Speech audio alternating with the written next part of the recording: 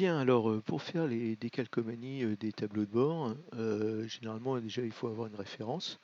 Donc là, j'ai pris la référence d'un Messerschmitt 262 parce que en fait, quand on regarde la nature de mon tableau de bord avec 6 gros cadrans, 8 petits cadrans avec 2 petits en dessous et puis 2 cadrans médiums, là, on voit que véritablement ça correspond quoi.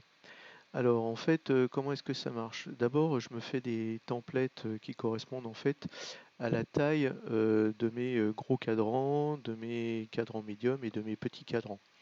Donc, pour ça en fait, je trace, des cercles. J'active, généralement ici en haut à gauche le clamping, enfin le fait que je sois, collé, sur les grilles et puis, je compte, des carreaux. Ce que je sais, c'est que en fait, les grands cadrans, ils ont, 0,8, de rayon, à l'intérieur.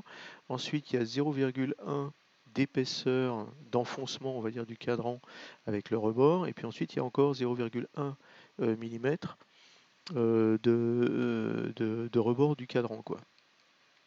Alors après, donc c'est la même chose, pour les médiums cadrans, sauf que c'est 0,1 millimètre de moins et puis, pour les smalls, c'est encore 0,1 millimètre de moins et puis, j'ai un tout petit, cadran, sur, la console gauche, et donc, là aussi, j'ai fait, bah, la même chose, j'ai repéré un petit peu, quelle est la taille, c'était, 0,4, 0,1 millimètre de rebord et 0,1 millimètre de machin. Alors c'est clair que en fait, le bord extérieur, il est 0,1 millimètre trop grand, mais en fait, il va être enfoncé. Donc, je pense que c'est, la bonne façon de faire et je le vérifierai. Alors après, en fait, comment est-ce qu'on fait pour faire, des décals? Ben, en fait, le truc le plus embêtant, c'est, d'avoir, le bon nombre de, on va dire de petites marques, là, tout autour du cadran. Donc là, je suis en train de faire, visiblement quelque chose qui doit ressembler à un tachymètre. Je suppose que c'est des kilomètres-heure, je ne sais pas très bien, mais on va dire que c'est ça. Donc un truc pour mesurer la vitesse, quoi. Alors, comment est-ce que je fais? Ben, je regarde, un petit peu quelles sont les principales graduations et là, je vois que j'ai, heu, 1, 2, 3, 4, 5, 6, 7, 8, 9, 10 secteurs pour un petit peu moins de, 180°.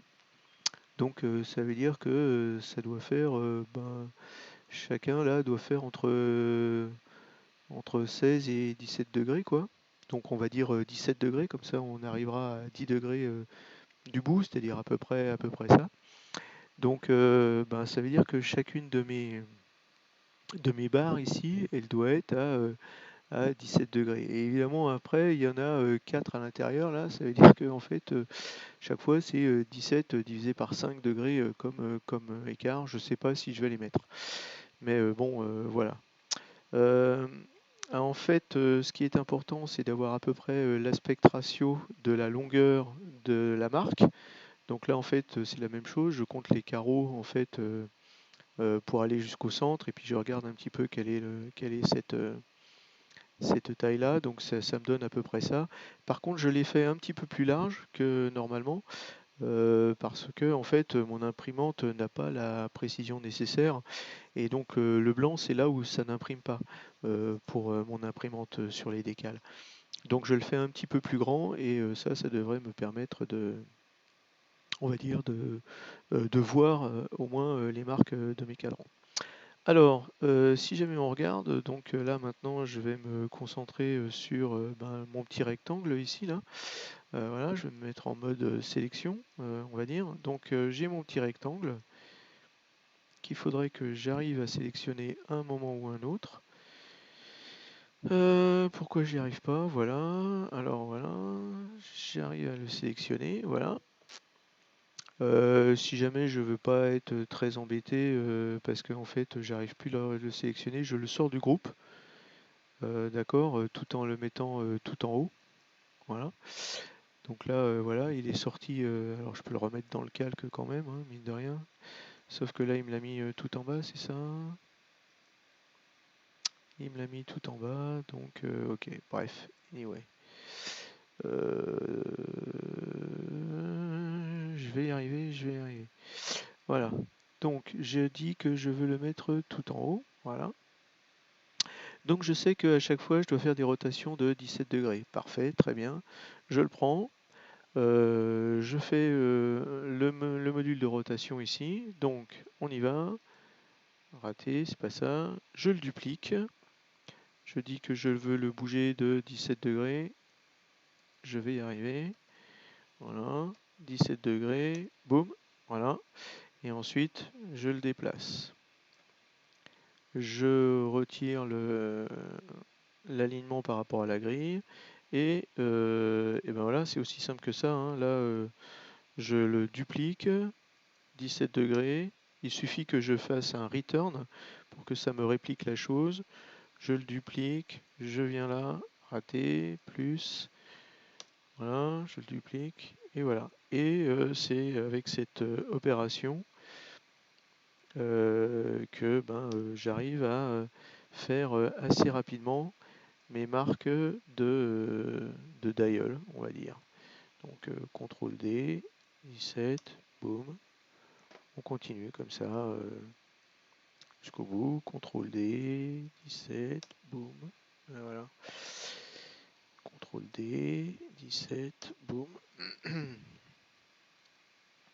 Donc on a vu qu'il y en avait 10, d'accord? Donc là j'en suis à 1, 2, 3, 4, 5, 6, 7. Voilà, non, CTRL D, 8.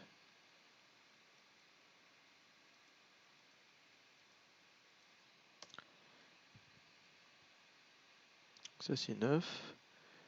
CTRL D, 17, boum. Et ça c'est le 10e.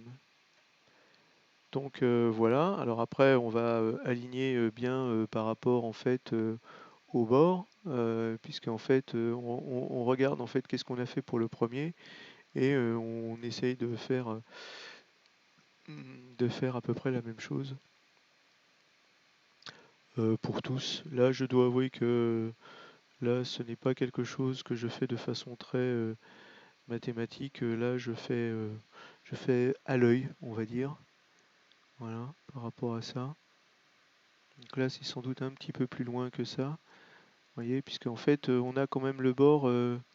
Qu'est-ce que je fais là?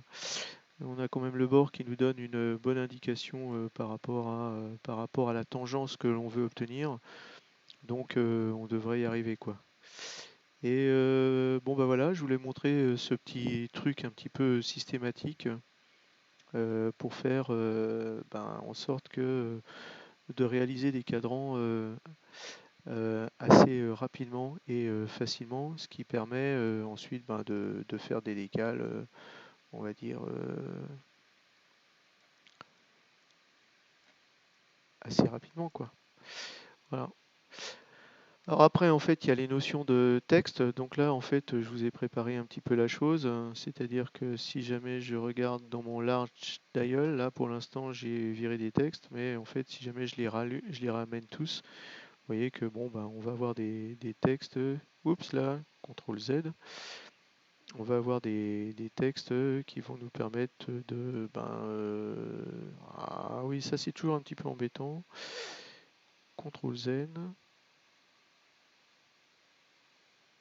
Raté. Voilà. Hop. Bien. Alors il faut vraiment cliquer sur le texte et quelquefois c'est pas très facile, mais ah oui, voilà. En fait, le mieux c'est voilà, c'est de cliquer sur les textes là, de telle sorte qu'on sélectionne que ce que l'on veut sélectionner. Alors en fait, pour changer les textes, il y a un menu texte ici, et en fait, voilà, si jamais je veux dire remplacer 600 par Toto et content, voilà, on peut le faire, ne pas oublier de faire appliquer, et voilà. Donc ça c'est assez simple en fait. Voilà. Voilà ce que je voulais vous montrer, et c'est comme ça qu'on fait des cadrans. Alors c'est un petit peu lent, hein, un cadran ça fait une demi-heure. Enfin avec le truc que je vous ai montré. Enfin ouais, l'autre astuce c'est qu'en fait on peut très bien. Alors je vais zoomer un petit peu sur Inkscape. L'autre astuce c'est qu'on peut On peut sélectionner un certain nombre de choses pour, par exemple, les grouper. Enfin là, il n'est pas bien centré encore, mais bon, on pourrait donc cliquer droit, les grouper, le dupliquer et le symétriser. Et ensuite, ben, on se déplace là pour être exactement en face de l'autre. Voilà, c'est à peu près ici. Et donc, ben voilà, une fois qu'on a fait ça, voilà. Donc quand on a tout un bord, on peut faire ça en... si jamais Enfin, on peut utiliser la symétrie verticale, la symétrie horizontale pour aller encore plus vite si jamais on le désire. Voilà ce que je voulais vous montrer pour faire des cadrans assez rapidement, qui seront a priori dans les bonnes proportions par rapport à mes gros cadrans, moyens cadrans, petits cadrans. Et ensuite, une fois que j'aurai tout fait, je vais l'imprimer sur du papier normal, je vais le calibrer, puisque en gros, je sais que le diamètre de mon gros cadran, ça fait 1,8 mm. C'est ça qui me servira. Et une fois que j'aurai fait ça, eh bien, je pourrai imprimer tous les décals. Voilà. Alors une autre petite note quand on fait des calcomanies de tableau de bord. Vous voyez que au début en fait je m'étais mis là il y a le speedomètre quelque part d'un Messerschmitt 262, donc vous voyez avec une espèce de truc bizarre qui se passe autour de 400 km/h. Il y a bon bref je sais pas normalement 200 300 je sais pas il y a une espèce de zone blanche là, bizarroïde.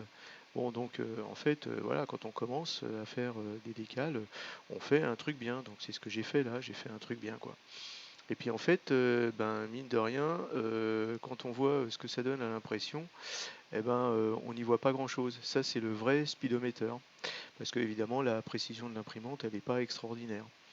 Donc, qu'est-ce que j'ai fait? Eh ben, j'ai, on va dire, stylisé la chose. Vous voyez, donc plutôt que d'écrire les chiffres et tout ça, j'ai vraiment grossi beaucoup les marques du cadran, l'aiguille, tout ça, etc., quoi. Et ça me donne quelque chose qui est, on va dire, ben, quelque chose qui est à peu près comme ça. Donc, ce truc-là, vu de loin, enfin, avec l'imprimante que j'ai, c'est la seule chose que je peux faire hein, qui correspond à peu près à quelque chose de visible. Et donc, bah voilà, c'était une petite remarque pour vous dire que quelquefois le mieux est l'ennemi du bien. Et même si jamais, donc là, vous voyez, j'utilise OpenOffice Impress pour imprimer les trucs et régler la taille. Voilà quoi. Et donc, effectivement, comme c'est du vectoriel, en fait, tout est là, hein. Tout est là, on est bien d'accord. Donc c'est juste un problème de définition de l'imprimante. Et donc, bah voilà, avec mon imprimante, il vaut mieux faire ce genre de choses plutôt que ce genre de choses. Là aussi, j'ai grossi les traits, j'ai grossi la forme de l'avion, etc. Histoire de pouvoir avoir quelque chose d'utilisable.